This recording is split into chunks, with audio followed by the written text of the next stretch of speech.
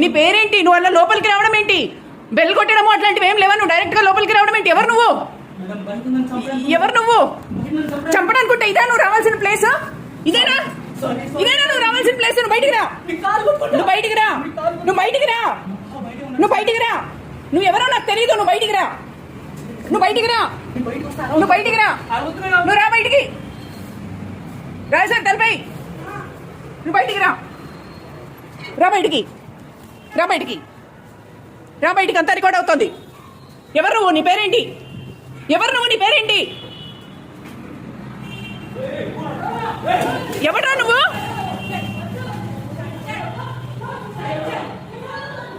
ఎవడు వాడు? ఎవడు వాడు? లోపలికి వచ్చేసాడు.